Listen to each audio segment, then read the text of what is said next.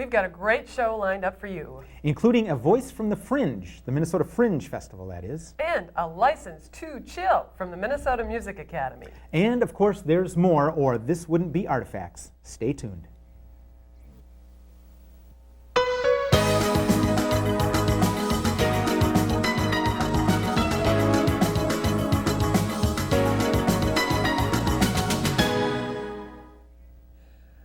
Welcome to Artifacts, the show in which we talk about the arts and related issues in the Minneapolis area. I'm Phill, Lindsay. And I'm Zahn. Now, summertime is a great time to get out and enjoy the arts. There's so much to do and see, and one of my guests today is going to be Zhang, who will be here to talk a little bit about one of those great summertime events, the Minnesota Fringe Festival.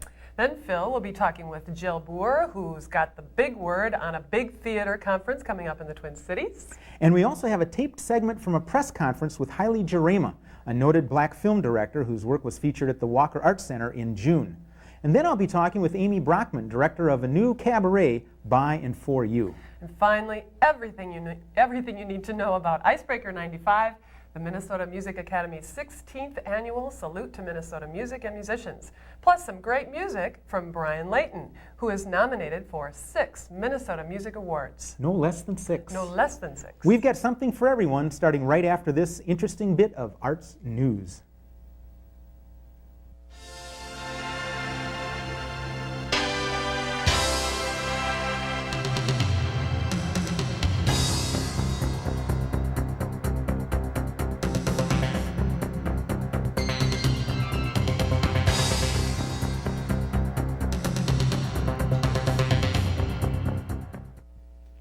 伟大领袖毛主席教导我们：革命无罪，造反有理。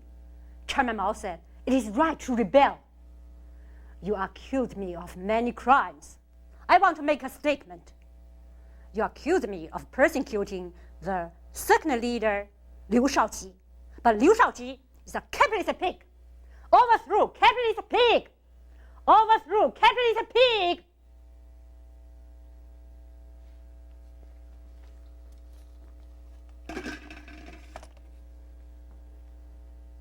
I suppose you don't know what a capitalist pig is.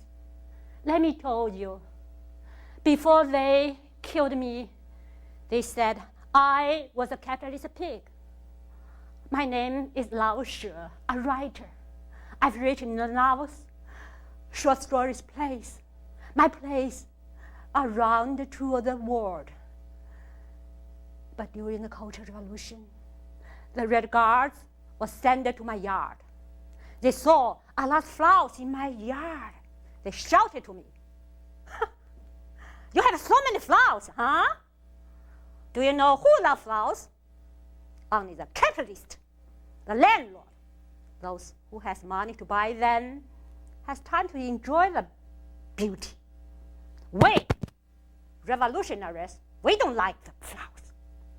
Therefore, you're capitalist pig." They immediately smashed my flower pots. I begged them, "Please don't do that, please." I grabbed one Red Guard's arm. "What are you doing? You beat me. You dare to beat a Red Guard? You're counter-revolutionary." So they immediately beat me, and they made a sign. It says, "Lao She, counter-revolutionaries, a capitalist pig." And they immediately hung the sign around my neck. And they made me beat a gun as they paraded me through the street to expose me before the public. They made me shout, "I'm capitalist pig." If I stopped, they beat me. "I'm capitalist pig. I'm capitalist pig. I'm capitalist pig. I'm capitalist pig. I'm capitalist pig. I'm capitalist pig." The next day, I put everything I've written in my shirt next to my bosom, jumped to the Peace Lake. at the bottom of the lake, I found a piece.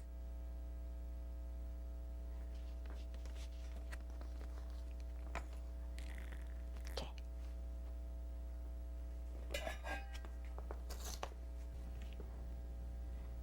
Well, that was an excerpt from Madame Mao, a one-woman show that my guest performed at the Minnesota Fringe Festival. In fact, that was a festival that lasted through, I believe, July 3rd here, mostly on the West Bank in Minneapolis. And I'm very pleased to have as a guest Zhang. So welcome to the show. Thank you for being here. Thanks. And thank you for sharing that rather powerful moment from your play.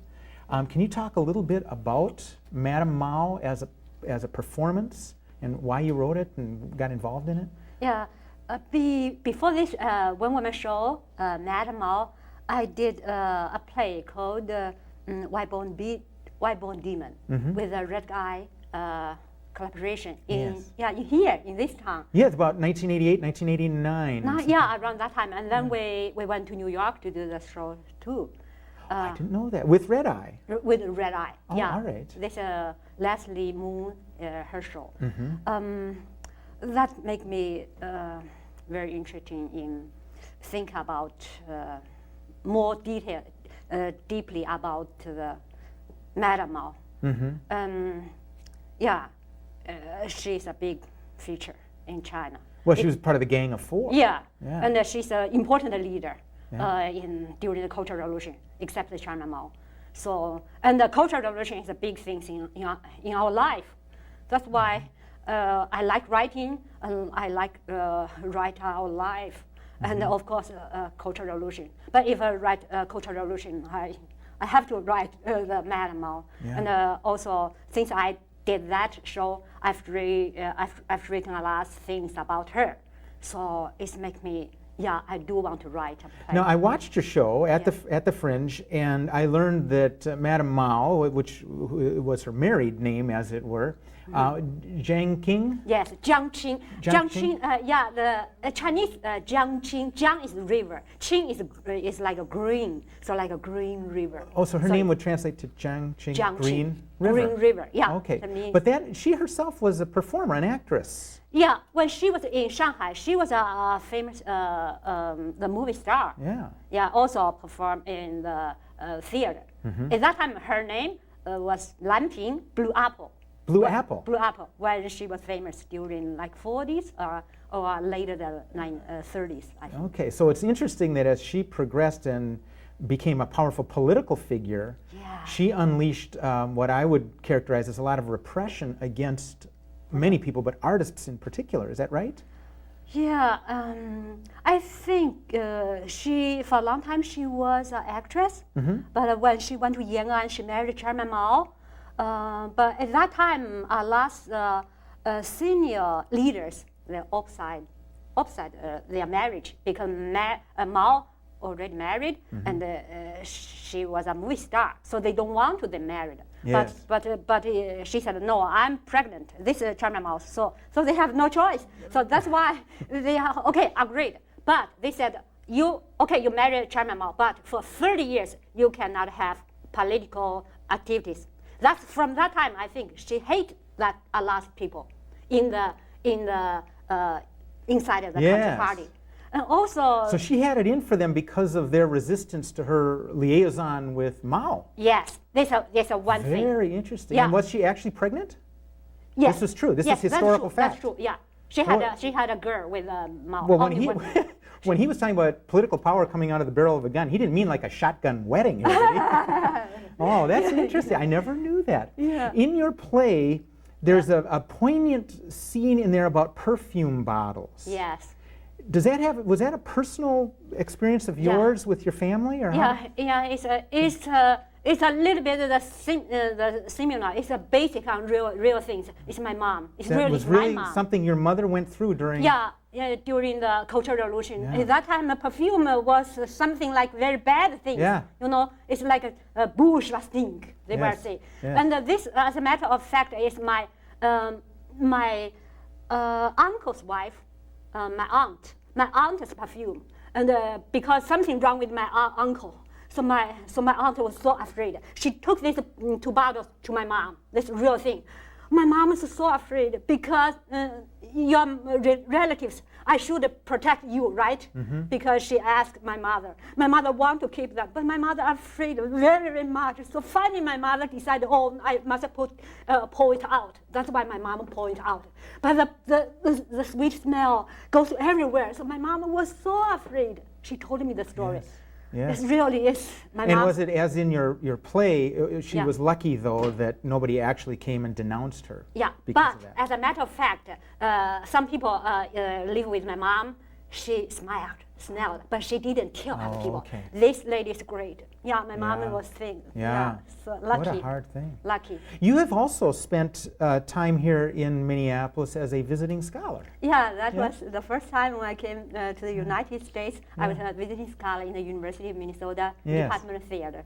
Wonderful. Yeah, I love this school. Yes. Well, you've said some very kind things about the theater that you found here about. You enjoy the theater in Minneapolis? Yeah, very, very much. That's good. I enjoy. I saw there's so many theaters. Yes. Red Eye and Guthrie. The whole gamut. Yeah. Now, you're also in a touring production, you've told me.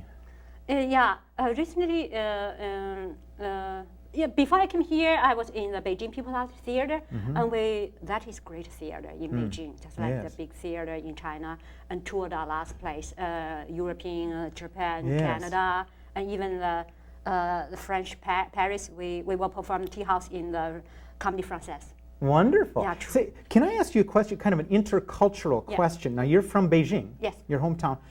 Maybe if we could pull up on the screen, this is a photograph that was in the newspaper last month. Yes.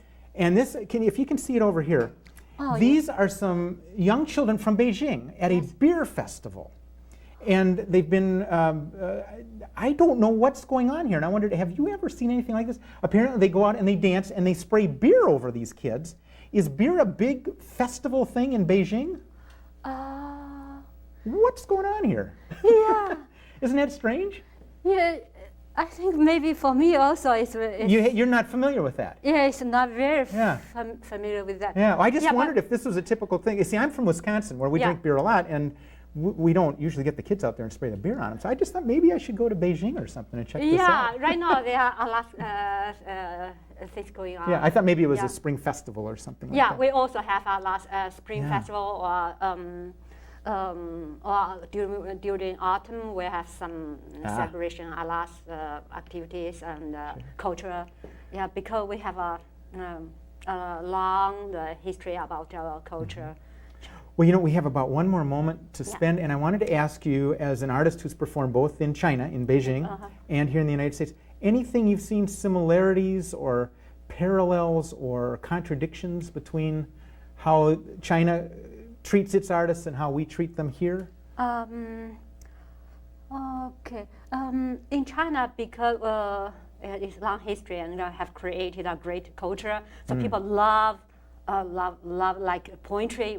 When we was kids, we repeat, we memorize our last poetry, and we love drama. Like Beijing Opera have 700 years old long, and also modern drama too.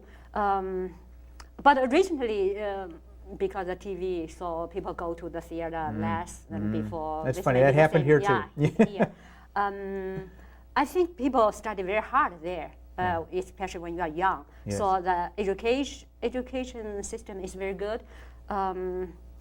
Before, I think the governor support the arts, and I remember once people just love the theater. They want to get their tickets. The tickets are sold like the morning 9 o'clock. The people sometimes stay on the line the day before, like the evening. They take some. They just stay there. Waiting for the whole evening. All that time? All the time. And then next morning they got the tickets. So they love it. But right now, not as before. Yeah. But the governor supports some money. Here maybe it's a little bit different. Like the Beijing People's Art Theater, I think the government give a lot of money. I understand. And one thing different is our show, if you are doing a show, the leader must read the script first, and they say, okay, that you can do. It has to be approved. Here, like the French festival, I said to madam, they never say, oh, give me the script, I want to read it. No, you can just do yourself. It's so freedom, or It's a very creative country. It's so many opportunities for you to create anything you want. Well, Zhang, thank you so much for coming and sharing part of your performance and your thoughts. Thank you so much. Thank you. Pleasure to meet you. Yeah, nice to meet you too. Well, next up, I'll be talking with Jill Booher, who's a local arts administrator who's helping put together the American Alliance for Theater and Education's conference to be held here later this summer. But first, we're going to take a look at another arts news piece.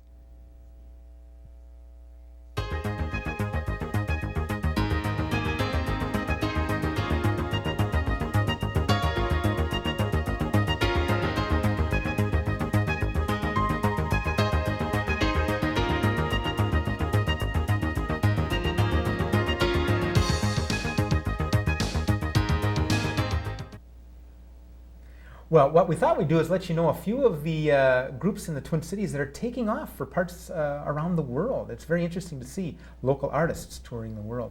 Well, my next guest is a colleague, Jill Booher, who actually works with Child's Play Theater, but she's here really representing a big theater and education conference that's coming up. Right, the American Alliance for Theater and Education. Thanks. Hi. Tell me that again. It's the American Alliance For Theater and Education. Okay. It's their national conference, their 1995 conference, and it's going to be taking place in Minneapolis, Right. August 4th through 8th this year. Right, and it's in conjunction with a Yes. whole bunch of other stuff, really. Right. This is actually one of the first years that 3 organizations have come together to hold their conferences jointly. The American Alliance for Theater and Education Conference, AATE, is going to be held August 4th through 8th in conjunction with the Association for Theater and Disability, ATD. Right. Overlapping those conferences is another one, and that's the Educational Theater Association, ETA. Their conference actually takes place August 3rd through the 5th in Minneapolis. Right, all headquartered, if not in the same hotel, basically downtown Minneapolis Marriott City Center Hotel. Okay, so the idea is, if you're interested in one, come to the one and Right. stay for the next. Exactly, exactly. There's so much overlap with these groups, and they're all coming together, and which provides them with a lot of opportunities for joint programming and. Yeah. Now, you mentioned that this is the first time that the 3 have gotten together like this. Is that right? That's correct. To my knowledge, that this is the first time that these 3 organizations have come together to jointly hold their conferences. And is this the first time any one of them's been here in the Minneapolis area? No, actually the American Alliance for Theater and Education Conference was held in Minneapolis in 1991. Oh, quite recently then. Right, Oh, all right, right. not too long ago. Well, They maybe- love the city. Well, I was going to guess because, and this is just a supposition on my part, but is it because there's a lot of youth-oriented theater in town, or what's bringing them back? You know, I can't particularly answer that. I would guess that that might be one reason. And Minneapolis is a great city, and it's a wonderful city to have a conference. Okay. I suppose that that is probably another big reason. Last year, the conference was held in Tempe, Arizona, which is where AATE is headquartered. Okay, at this time of year? I believe so. It was about this time of year. Well, then I can yeah. understand why they'd like to come to Minnesota Right. in the middle of the summer. Right, it's a so. great time of year to be here. Well, some materials that you were kind enough to send before we sat down to do this interview indicated there's a lot of participation on the local level. A lot of local venues are being used, as well as a lot of local performers and speakers. Right. This year, we're doing something a little bit different. Child's Play Theater are the local coordinators for the conference, so we've been coordinating much of the discussions and panels and special events and just basically local arrangements for the conference. And this year, seeing as how the 3 groups are coming together, we decided that it would be nice to have a special event. So on Friday, when all of the conference attendees are here in town, we're going to have a World Arts reception held at the Children's Theater Company. And a part of that reception, there will be 3 local performers. The American Indian Theater Project will be doing a short performance. Local artist, Regina LaRoche, who we'll see some more information right. about later, and Jawahir Dance Company. And then there's going to be a jazz band and some mixing and mingling, so it's that all sounds- supposed to be just a fun Sounds like a great gathering. time right there. Yeah, yeah. Public invited to any of this? No, you have to be a conference attendee. Okay. Yeah. All right. But if any people in the field are watching this show and are interested, they could register. Is that right? Absolutely. We do encourage anyone that's in the field who has an interest in theater and education and youth theater to definitely participate in the conference. It's a good opportunity to associate with your peers throughout the country, really. And there's a phone number they can call, at least to start getting hooked up to the conference. Right. They can call Child's Play Theater at 931-2290, and then we'll just put them in the process and get the wheels rolling to get them registered. Yeah, we'll get that number up on the screen. Right. And you mentioned Regina LaRoche, and we're going to see a little clip, again, that you were kind enough to provide. And, well, we don't need to set it up right now. We'll talk about it after we see it, but basically it's a theater piece that she's performing in. Yes. Okay, Yes. so without further ado, let's take a look at Regina's... To be a part of the sovereign school of Negrohood. They're the ones drawing morbid pictures of Negro life. They're the ones doing the harm. Being black is a joy, not a cross. And it's a treasure to be celebrated, rather than depicting ourselves as constantly in a state of reaction to the white view and white action. Let's take it from Katrina. There is something I must tell you. Katrina, I love your apple cake. Okay, ready? Quiet, please. Quiet on the set. And go. Katrina, there is something I must tell you. Katrina, I love your apple cakes. Good day to you, Master Crane. I see you're giving my girl a singing lesson. Yes, indeed, Frau Van Tassel. I'll say we got A. Yeah. Oh, very nice. Listen well to Master Crane, Katrina. Keep up the nice work, Ichabod. As I was saying, Miss Katrina, I am very fond of you. Tell me you will be Mrs. Ichabod Crane. Well, those kids are just so darn cute, Aren't they? you know? Yeah. Aren't they? Now, to me, that has to be a lot of what this whole conference is about. I mean, ultimately giving young people a chance. Tell us a little bit about what we just saw there, starting with Regina. Well, the first section was Regina LaRoche, and that is a clip from an Arts on Tour program that Child's Play Theater has put together. It's a program that Regina actually wrote in collaboration with Child's Play Theater Company on Zora Neale Hurston as part of our Arts on Tour program. And that program has been touring throughout the state of Minnesota to schools over the past year. And then the second clip was Sandy Boren, our program director who runs our education outreach programs, and her colleague, one of our actor educators, Kathy Hendrickson, working with some students in one of the schools here in Minneapolis. Yeah. That was great. Now, you mentioned Arts on Tour, and that kind of leads me to a thought about one of the topic areas that the conference is going to cover. And obviously, Child's Play has had experience with this. Are there special issues for outstate, rural areas when it comes to theater education? Is that the kind of thing that will be talked about? Absolutely. Rural areas sometimes don't really have the access that some of the inner city schools do, and schools that are located in metropolitan areas.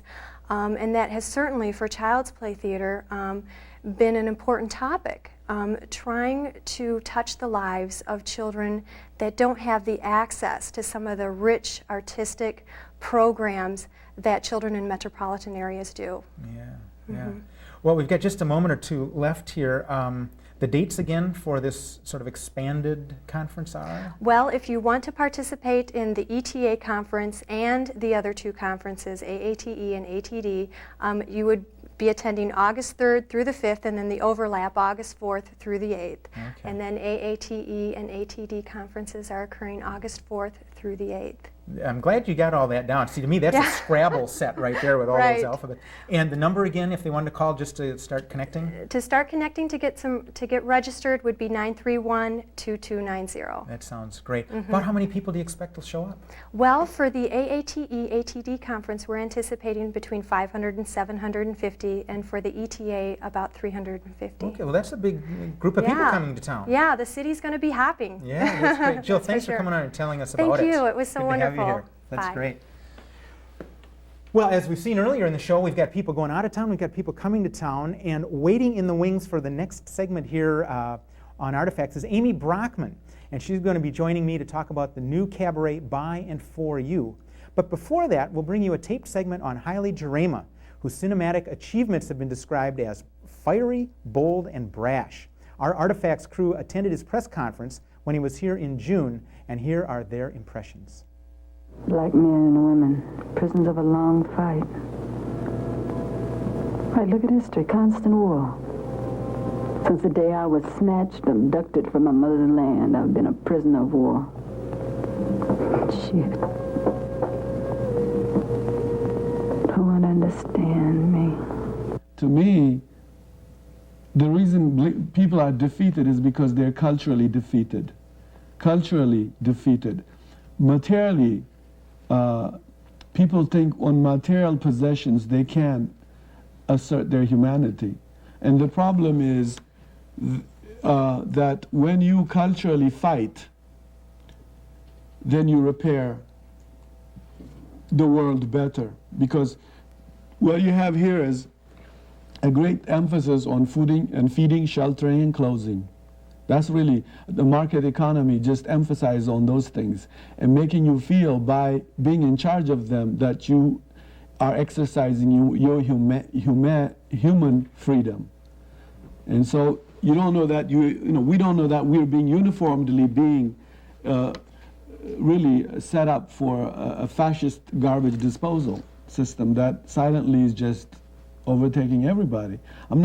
It's everybody in the end. See, I don't even think it's only in racial terms. In the end, as far as I'm concerned, see, when you disfigure somebody and you're quiet about it, you disfigure yourself.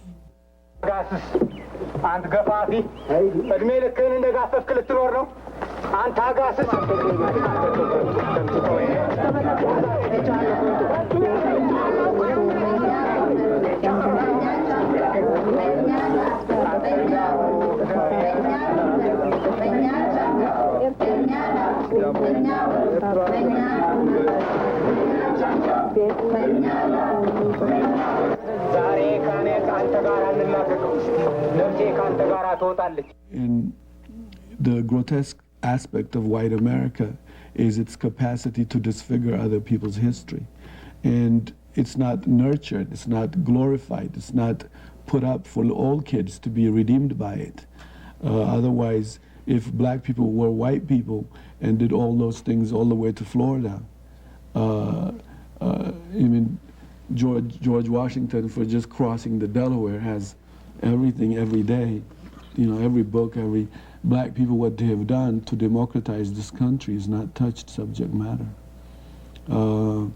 I have information and history that I can't believe it happened, that black people were, like all other human beings, history makers. Now that we are, now that we are,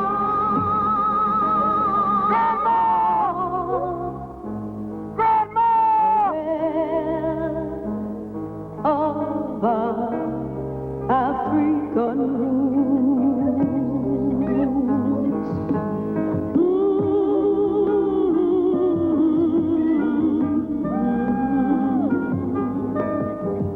All movies about black people, by and large, is about kill them and shoot them up and rape them and disfigure them. Bizarre. Most of the black characters are basically bizarre, unexplainable, unjustifiable in their endeavor, in their characterization. And if you want to be if you're a professor at Howard University and you don't want to be silly, there's no movie for you to go except Schindler's List or Piano. Then if you are a Howard professor and you've gone for 40 years, watched all these deadly movies, and including even nice white movies get on your nerve, because you now want to see yourself. You say, I'm tired of lining on winter, on snow, to just see white people. I think this is what whites don't get it, that ethnic people get tired.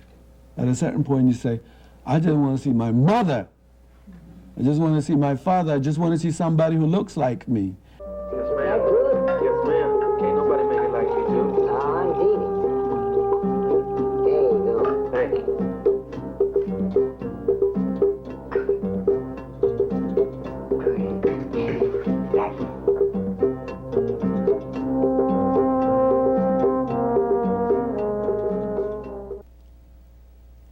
Well, I think it's always neat when our crew goes out and covers a news conference because it's kind of the most journalistic thing we do here. We covered Jane Campion when she was at the Walker, and I thought the crew did a nice job capturing at least some of the thoughts that Haile Gerima had. And actually, I was most interested in kind of the sampling of some of his films. I thought that was a nice piece, so congratulations to the crew. My next guest is somebody I met some months ago over at the Playwrights Center. Amy Brockman is the director of a cabaret known as Buying for You Cabaret. Thank you for being on the show. Thank you. Now, before we go into the details about Buying for You Cabaret, would it be correct to call this an underground cabaret? There are a lot of cabarets around now. Mm-hmm. I don't know that it's underground. I think that right now in the cabaret scene in the Twin Cities, that the Twin Cities is very unique in that it calls this kind of a show a cabaret. And I don't know that in lots of other cities that the type of show that we produce is called a cabaret. It'd just be a performance venue and people come and performance venue, place for new performers and people that do exploratory work. Yeah, yeah. So you're right, because in this town, cabarets have sort of arisen as sort of in themselves kind of a hip thing to do and to go to. But it's really just an opportunity for, am I right about this, emerging artists, younger artists? Sometimes they're younger. It doesn't necessarily mean younger. It may mean they're rediscovering their artists within themselves. Maybe they put it on the back burner for a long time, and now they're rediscovering that part of themselves. Or established artists who support new work and want to try out some exploratory pieces before they bring it to a larger audience to see how it works on stage with an actual audience. Okay, so that probably gives you, as the director of this, and you're a director in kind of two senses. I mean, you sort of manage it, you organize it, and then, at least the time I came, you were also hosting it, you were emceeing it. Yeah, so far I've been either emceeing it myself or with a co-host. And this coming, August 4th is the next cabaret date. And I am now, this is the first cabaret that I will not be hosting it. It will be hosted by Elise Matheson. Okay. And, well, does that mean that Amy will be up there performing? I'm hoping so. I'm hoping so. It's been kind of a learning experience for me, that when I'm hosting the show, it gets me so involved in so many different ways.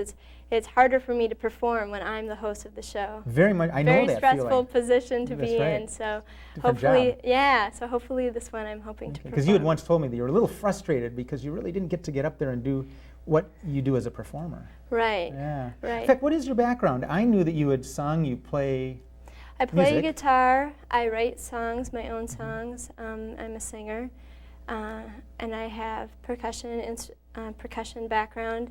I also have quite a bit of theater background, which is something that, for me, is something that has been on the back burner. I'm just digging out some trophies last night from high school. Amy, and some trophies? things. You're an award winner? Well, kind of, small towns give out trophies to a lot of different people. Yeah, sometimes the same people get more. Yeah. What small town are you talking about? Sandstone, Minnesota. Oh, well, that's not such a small town. Well, got a stoplight and a bakery. It does. That is true. Well, that's great. So that's where you started out as a performer and interested in things theatrical. What drew you to the Twin Cities? I guess just it was the place to go after college that had a lot of job opportunities and a lot of different cultural things going on in the art world. It seemed to be a much better alternative than going to another small town and having a hard time finding a place there. And you said after college?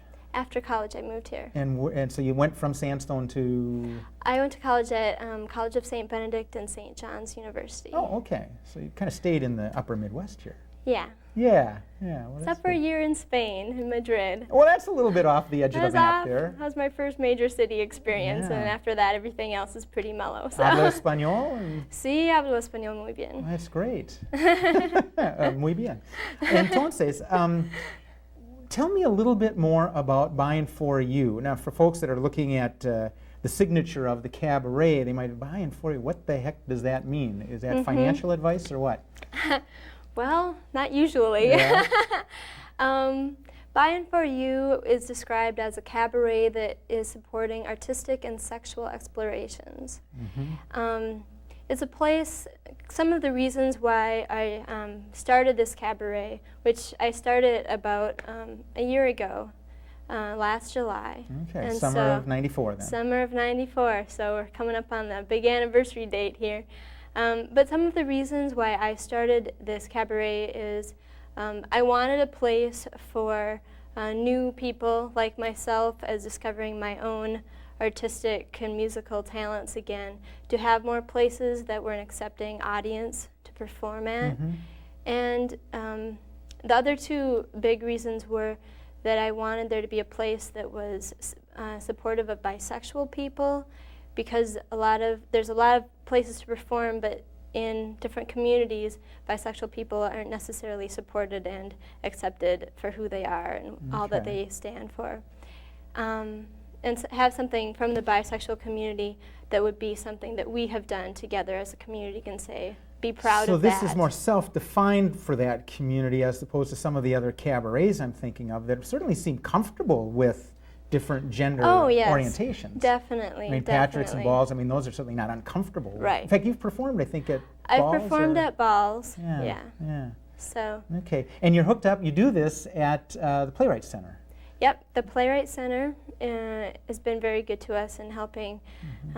Mika Coates there has been very beneficial in helping me and encouraging me to do this, and she's When I was there, you had a full house. Now this is just before a conference or conjunction with that was probably one of the bigger audiences we've had, but that was a very good turnout. And that was a bisexual conference, so people were in from out of town, and it was really something that people could be proud of, that this had emerged since the last year's conference. Okay, so sort of a local contribution to a national event there in that sense. Yeah.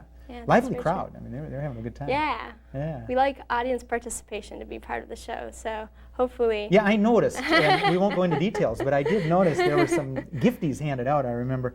What, given the sort of political orientation and the sexual connotation of what you do, does this cabaret get any flack? Do you have certain hurdles you have to go through with sponsorship, with the general public, with people that want to perform?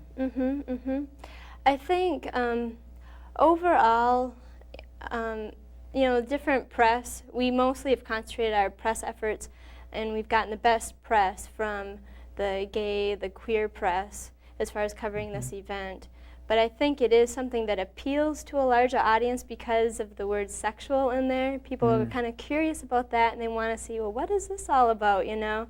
And I know people have come that I knew that I didn't know were coming, that didn't even know I was part of it. I'm like, wow, you know, how did you get here? Okay. And is it your intention, or do you not care that the audience include people who are not only actively think, gee, this is a community that I want to come and watch perform, or are you kind of trying to get outside of the converted and get the general public to show up? I think that we will be focusing more of our efforts into that area. There's been some hurdles as far as our own organization so far in doing that, I think, so far. But I definitely encourage anybody and everybody, you don't have to be bisexual or anything like that to be participating in the show. And the audience is definitely a part of the show, and we encourage new performers to come from the audience and from the people that have seen the show. Now, how do performers, how are they selected to perform? Do you do that, or is there a committee, or how do you work that? I have been the person that has selected the performers. Usually, if people would like to perform, they can call the cabaret hotline number, shall we say. Right, and you know that number? Yes, it is 943-2394. Okay, now that number again, for the By and For You Cabaret. Is 943-2394. And then you can get some information about the upcoming show on that number too. But part of the point is too, it's not open stage. I mean, you're not expecting people to show up that day and say, hey, I'd like 5 minutes on stage. We promote it ahead of time, unless we have a special show sometime that we would do that. But so far, they have all been, I want them lined up ahead of time and promote them. Well, we've got just a moment left, and it's been interesting to talk about this. Whenever I have a performer on, I like to ask them what, besides the work that they do, what's a good night out for you? What do you like to go and see or do when you're not performing? Lately, I've really enjoyed dancing. Yeah? And listening to live music, live bands. Yeah. That's something that sitting at my regular job during the day is something that really helps me. I feel like singing after I dance. Yeah. So, And there's plenty to see and do in the Twin Cities. Yes, there is. Including Buying For You August 4th at 8 o'clock at the Playwright Center, which is on East Franklin. East Franklin and 23rd Avenue. Sounds good. Amy, thanks for being on the show. Thank Pleasure you. to have you here. Thank you, Phil. That's good. Now, coming up next, Janet will be back to talk with Lynne Bengtson and Brian Layton about the Minnesota Music Academy's Icebreaker 95 events. Now, we're especially pleased that Brian has agreed to start the conversation with a song. He'll be on right now, so enjoy.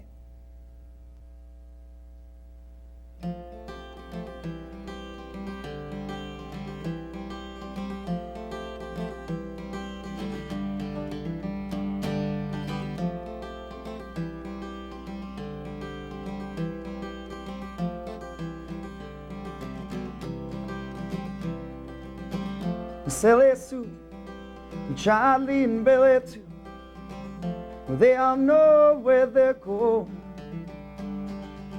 'cause they got that paper from the U of wherever up on the wall where it's showing. Well, me, I'm taking longer, less travel. You say I could make it one day. I just don't know what I should look for. Sometimes it's funner that way.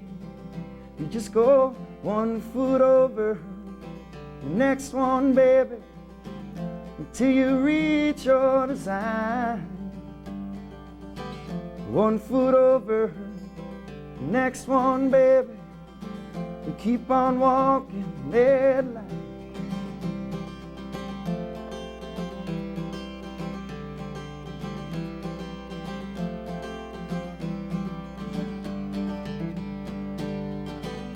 Gather around, listen up, people, to the story I'm telling. I met a man on the highway of nowhere, sold me all he was selling. Wrap it up, Joe, 'cause I think I'll take it. I'm gonna leave this old life behind. I'm searching for my only freedom, I guess you'd call peace of mind.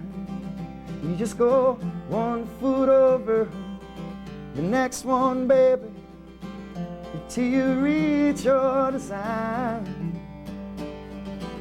One foot over the next one, baby, keep on walking that line.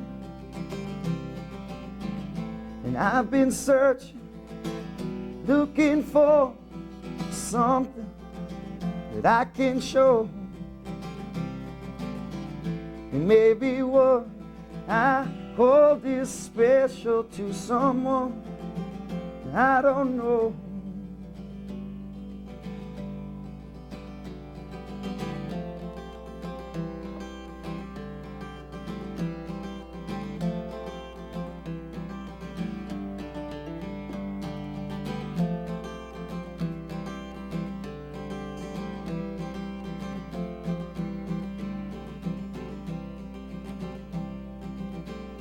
Turn around, stop, stand and listen, and take a moment today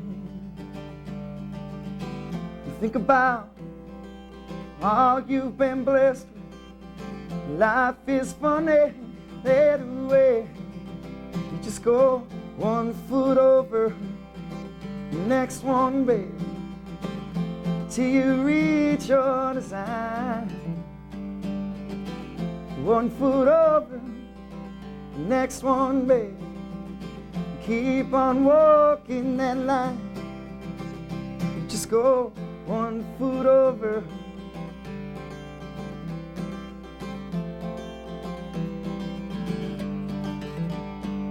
Yeah, one foot over.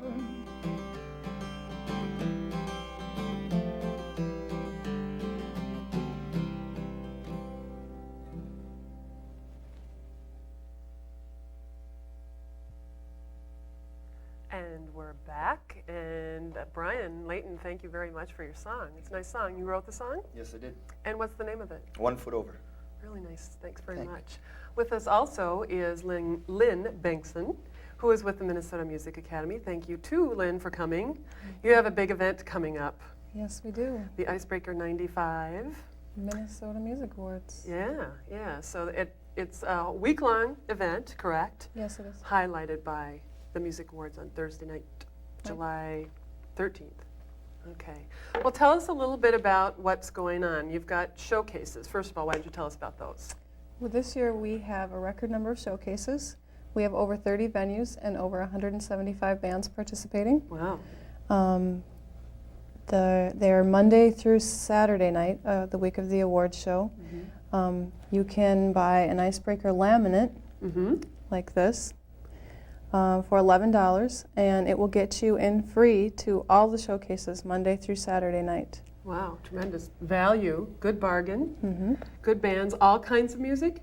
Yeah, we have everything from, we have a gospel showcase, a country music showcase, pop, rock, heavy metal, we've got it all.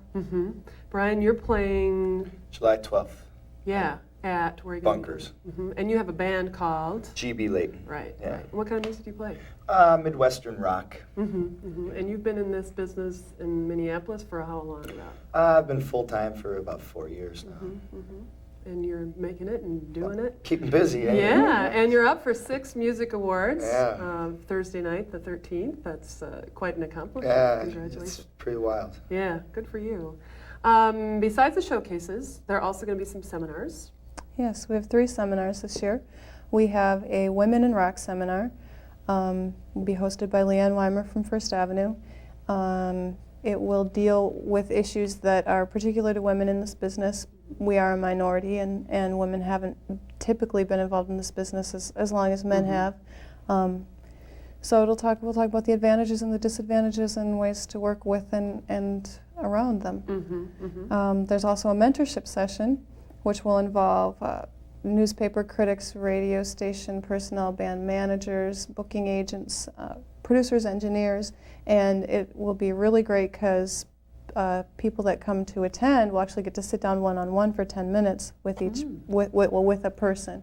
Right. And the way it'll work is if there's enough time, you'll get to sit down with more than one person. But you know, it's a rotation. It depends on how many people show up. So you've got experts in the business that you can actually have one-on-one time with. Right. That's a good deal. Yeah, it's a really good deal because some of these people are really hard to pin down. I'm sure. And the third seminar? The third one is Demorama, which we've done every year. And you bring your cassette and some lyric sheets, and you get it reviewed by a panel right there on the spot. They listen to your music and they tell you what they think of it or what you should be doing better or what you're doing right. And that's at First Avenue this year.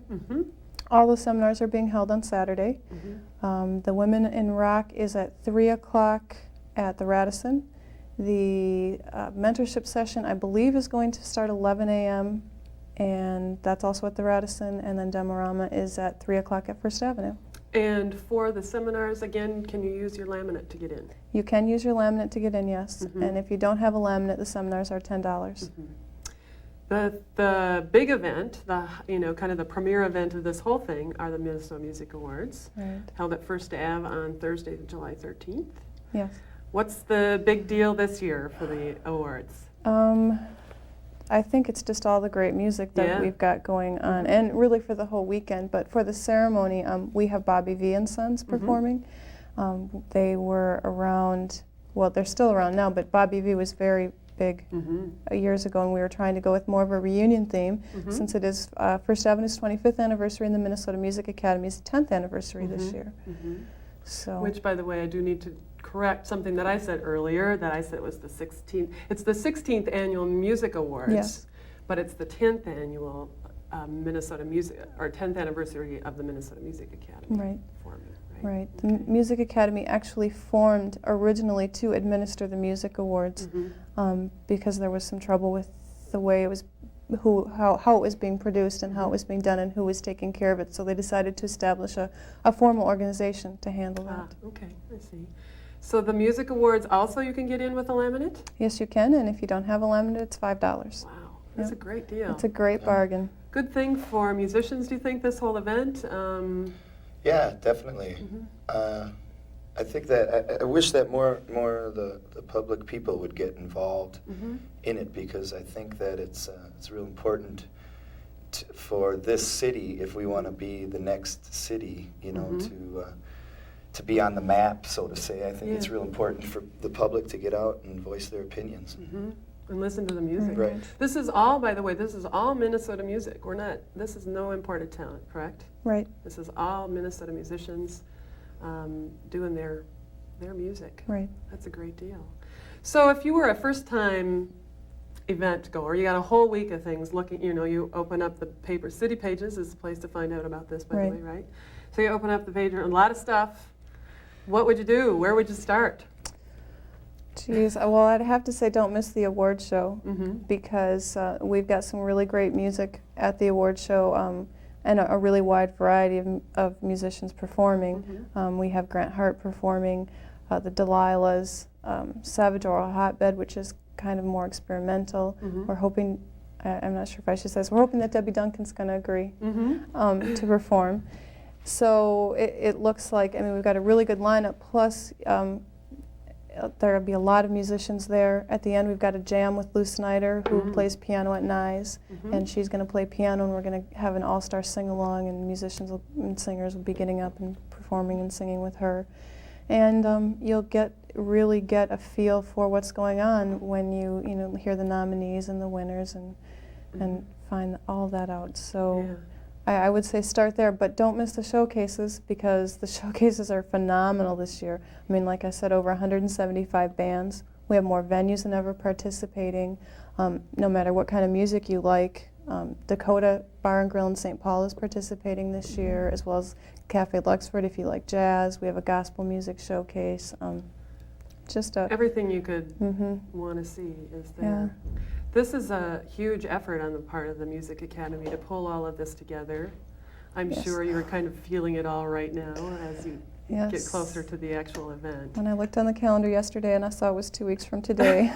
Yes. Yeah. It all comes together, though, and does. It's just really a good event. And I think a really good thing for Minnesota musicians, might be nice to have more things like this. But the fact that one good big splash a year is, again, it's an undertaking for a volunteer organization. Minnesota Music Academy is all volunteers. We're all volunteers. And I bet you could use some more. We really could use some more. Okay. There's a lot of work to be done in putting together a ceremony of this size. Everything from getting our laminates printed to placing our ads in City Pages, to coordinating the venues and the bands and the caterer for the reception. And there's a phenomenal amount of work. And beyond this, then, too, you do workshops and seminars. You got a newsletter. You got stuff going on all year. So yes, we do. And we have other events during the year too.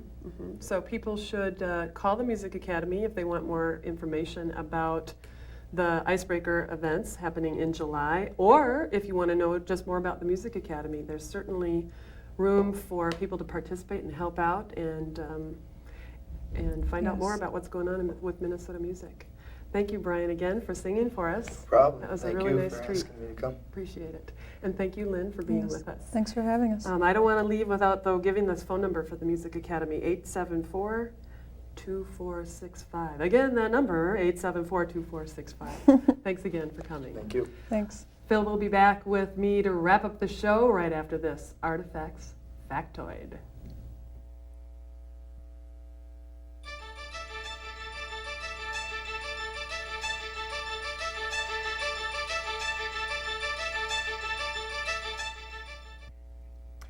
And we're back. Hi, Phill. Hi, Janet.